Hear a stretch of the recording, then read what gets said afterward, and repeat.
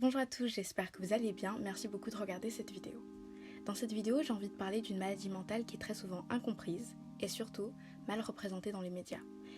J'ai envie aussi de parler de cette maladie mentale parce que les personnes qui en souffrent vont avoir des problèmes avec leurs pensées sur un aspect très spécial, dont je vais parler dans quelques minutes, et c'est un truc que absolument tout le monde a, que vous souffriez de cette maladie ou pas. Je parle donc de la schizophrénie. La schizophrénie est une maladie qui se représente par ces trois types de symptômes et sa distorsion de pensée, de perception et d'émotion. Les gens qui souffrent de schizophrénie ont des symptômes positifs, négatifs et cognitifs. On va commencer par les symptômes les plus connus, c'est-à-dire les symptômes positifs. Les symptômes positifs sont la désillusion, la dysfonctionnalité, les hallucinations et un désordre général. Ensuite, on a les symptômes négatifs. Donc les symptômes négatifs, ça peut être par exemple de la difficulté à parler, de la difficulté à faire du sens, de la difficulté à être cohérent. Et pour terminer, on a les symptômes cognitifs. Ça peut être de la difficulté à appliquer un savoir dès qu'on vient de l'apprendre.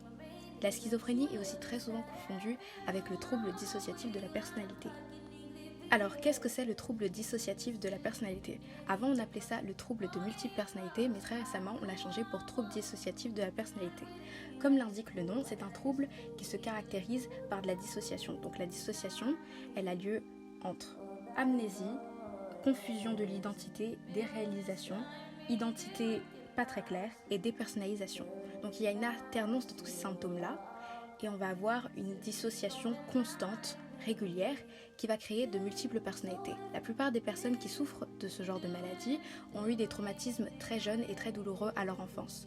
Leur cerveau aura donc établi des voiles d'amnésie qui vont essayer de quand même retenir une certaine partie de l'expérience traumatisante, mais de quand même l'oublier, ce qui va créer de multiples personnalités au moment où l'enfant ne devrait en avoir qu'une.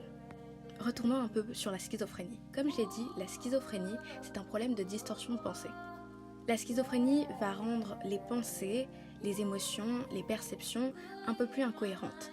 Et je sais que ce n'est pas absolument tout le monde qui souffre de schizophrénie, mais on a tous des problèmes avec nos pensées. Par exemple, si vous regardez la thérapie cognitive comportementale, on peut analyser que le cerveau humain a des tendances de pensée qui sont assez erronées. Par exemple, le tout blanc ou tout noir. Se dire que soit on fait absolument tout, soit on fait absolument rien, au lieu de simplement faire du mieux qu'on peut. Par exemple, lorsqu'on essaie de tenir une routine, on a tendance à se dire que si on ne réussit pas une partie de la routine, on abandonne complètement. Alors la question que je vous pose, c'est deux choses. Déjà, est-ce que vous savez assez de choses sur la schizophrénie? Est-ce que vous croyez que vous pouvez vous renseigner encore plus ou que vous savez déjà énormément de choses? Et la deuxième chose, c'est quel type de schéma erroné vous croyez que vous pourriez changer chez vous?